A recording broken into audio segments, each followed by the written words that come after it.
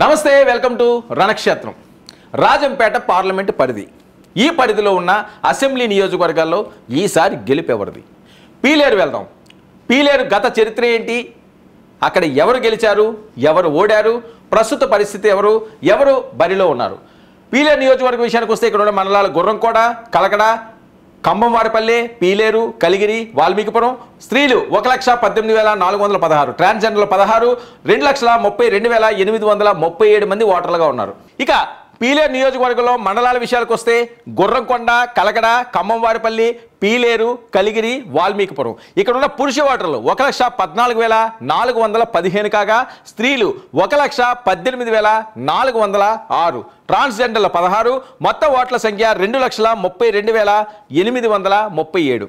ఇక రాజకీయ సామాజిక చరిత్ర. పెద్దిరెడ్డి తిమ్మారెడ్డి లాంటి ప్రజానాయకులు గెలిచిన స్థానం 2009లో సీఎం కావడానికి ముందు కిరణ్ కుమార్ రెడ్డి కూడా గెలిచిన సీటు ఇది. ఇక కాంగ్రెస్ 7 సార్లు, తెలుగుదేశం 3 సార్లు, వైసీపీ 2 సార్లు ఇక్కడ విజయాన్ని సాధించినాయి. 12 సార్లు రెడ్లు, 2 సార్లు ముస్లింలు, ఒకసారి కమ్మ అభ్యర్థి విజయం. ఇక పెద్దిరెడ్డి రామచంద్రారెడ్డి, చింతల రామచంద్రారెడ్డి 2 సార్లు ఇక్కడ విజయాన్ని సాధించారు.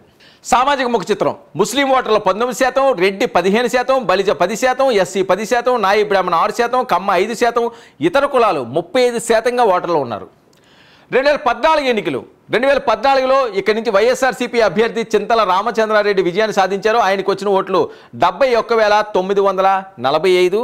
అయితే 2014 రాష్ట్ర విభజన తర్వాత నల్లారి కిరణ్ కుమార్ రెడ్డి ఏర్పాటు చేసిన కొత్త పార్టీ అభ్యర్థిగా నల్లారి కిషోర్ కుమార్ రెడ్డి బరిలో ఉన్నారు. ఆయనకు వచ్చిన ఓట్లు 56,636, మెజారిటీ 15,313 వైఎస్ఆర్సీపీ. 2019లో ఈసారి నల్లారి కిషోర్ కుమార్ రెడ్డి తెలుగుదేశం పార్టీ నుంచి బరిలో ఉన్నప్పటికీ కూడా విజయాన్ని సాధించలేకపోయారు. మరొకసారి రామచంద్రారెడ్డి ఇక్కడ విజయాన్ని సాధించారు. ఆయనకు వచ్చిన ఓట్లు 87,300 కాగా కిషోర్ కుమార్ రెడ్డికి 79,426 ఓట్లు పోలేని 7,874 ఓట్లతో మళ్ళీ వైసీపీ విజయాన్ని సాధించింది. మరి ఈసారి బరిలో ఎవరున్నారు? ఇక వైఎస్ఆర్సీపీ అభ్యర్థి విషయానికి వస్తే ప్రజారాజ్యంలో చేరిక. 2009లో పీలేరులో కిరణ్ కుమార్ రెడ్డి మీద పోటీ, ఓటమి. 2014లో జై సమీకాంధ్ర పార్టీ అభ్యర్థి మీద గెలుపు. ఇక 2019లో రెండోసారి వైసీపీ నుంచి గెలుపు, హ్యాట్రిక్ విజయం కోసం బరిలో. ఇక తెలుగుదేశం అభ్యర్థి విషయానికి వస్తే మాజీ మంత్రి అమర్నాథ్ రెడ్డి కొడుకు, మాజీ సీఎం కిరణ్ కుమార్ రెడ్డి తమ్ముడు. 2014లో జై సమీకాంధ్ర పార్టీ నుంచి పీలేరులో పోటీ, ఓటమి.